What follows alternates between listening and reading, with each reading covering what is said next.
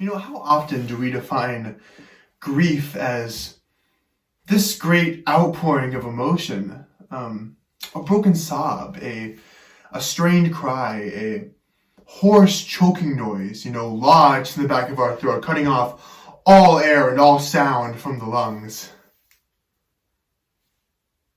Devastation is a word that I use to describe grief. It's devastating. They were devastated, to be destroyed utterly and wholly. And it has not been like that for me. I mean, not at all. Not in the slightest. On November 8th, I woke up around my usual time of like 5:30 a.m. I had wanted to draw something the night before, but put it off till the next morning, thinking that I would have time before school. So when I got up, I did my cursory check of all social media, YouTube, Gmail, Tumblr, Twitter, etc. And I noticed there was a message in my direct messages from my best friend Leo, who just recently moved to Wisconsin and was going to school out there. She asked after me, "Are you all right? Did you hear? Did you see?" I was like, "See what?" I responded. It's chill in my gut. It was on NPR.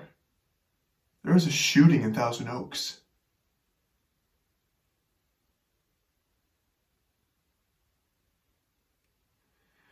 I mean, writing this, I'm almost bitter. My best friend, halfway across the United States, knew before I did, because I, who went to bed early the night before, who had missed checking in on friends and family, and who had missed when the first shots were fired around 11 p.m.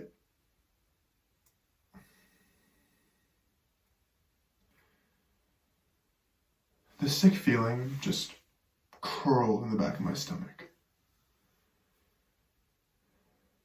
And then my mom came in and relayed similar and more pressing news. My best friend Noelle was at Borderline that night, and she hadn't answered her phone.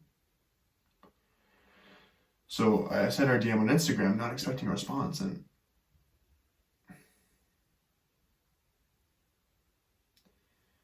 then I went to school, and we were somber. I couldn't stop moving. I had to be doing something.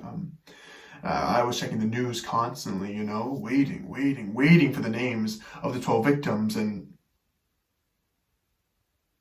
I wasn't sad. I mean, not yet. No, I was angry.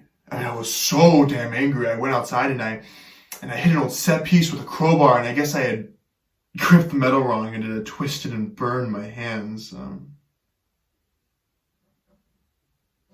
Kept me cognizant. And so I kept working in my classes, and lunch was just a lull in activity. I was pacing the lobby of our theater, tense and quick, and I was checking Twitter constantly, and I could see people reaching out on friends and family because, I was one of them, and then I called an emergency number, anything, just anything to get names, but it was all shit that I already know before.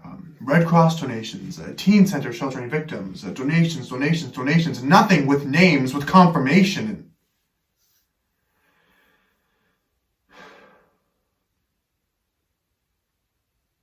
I had gained a more frantic pace in the theater, and I ate a little. It's like a sandwich and 2 apples. And then I looked at my phone and I saw that I had there was a message in my direct messages from somebody responding to an inquiry about the people at Borderline. I was just informed by my friend who goes to church with Noelle that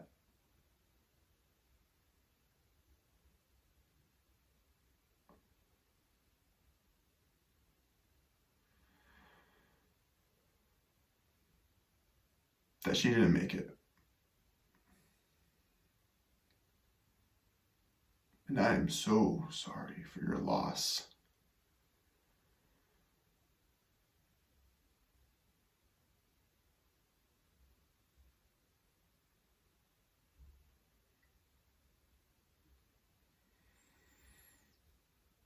I mean, quite literally, I cast my phone aside and started bawling in the theater. The worst had been confirmed. And so I just stood there, bawling into my friend's arms.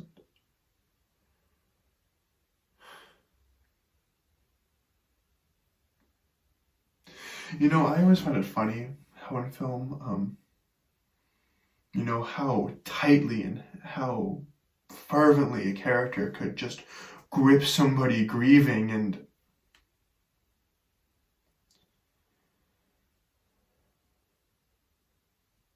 I experienced it then. That fervent grip and that just panicked attempt to calm.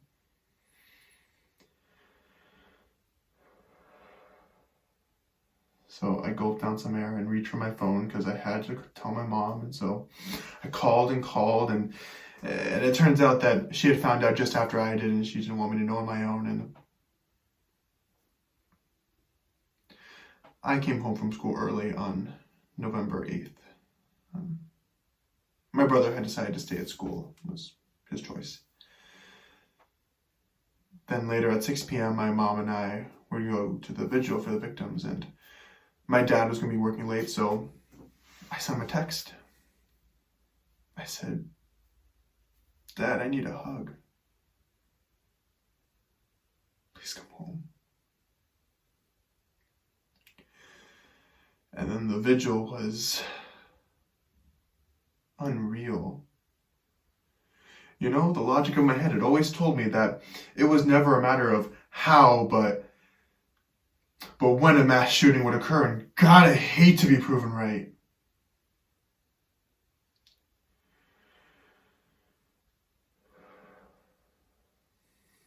The light from the candles was just almost too much for me, because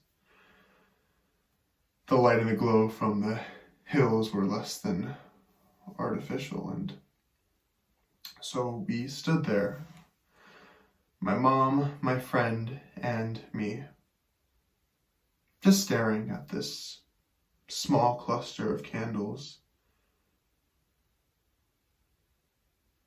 They knelt by the impromptu memorial, but I couldn't cry. It was like all my emotions had just stopped at last.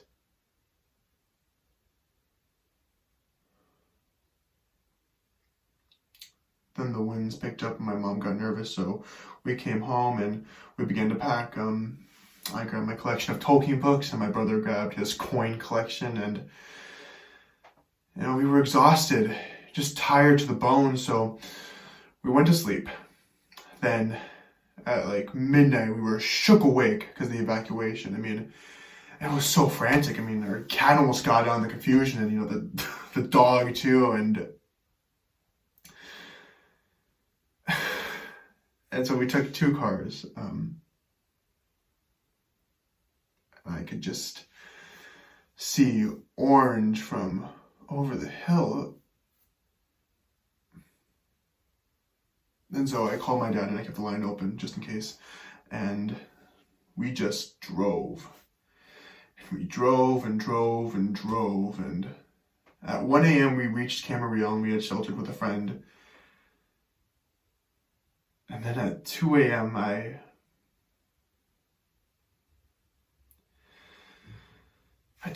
finally cried. From exhaustion, from exertion, from grief.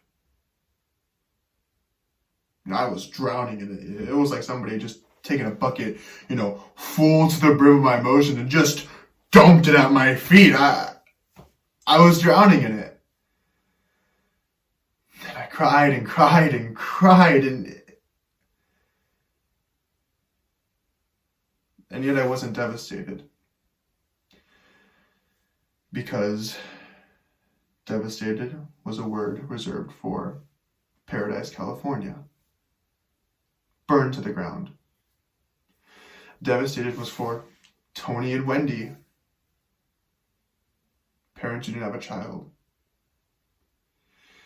and devastated was for the city of Thousand Oaks. I refuse to be devastated.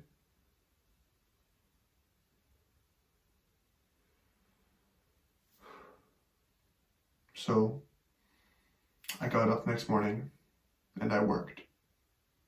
And I worked and I worked and I worked. And I have not stopped. You know, it's been 4 days since my friend was unjustly murdered, and I have not stopped.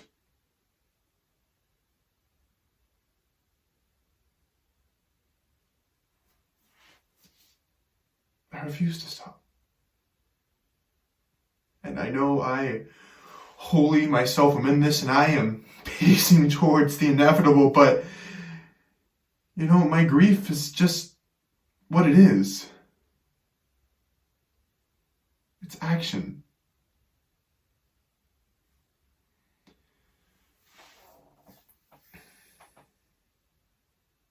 And that's how I choose to define it. Action.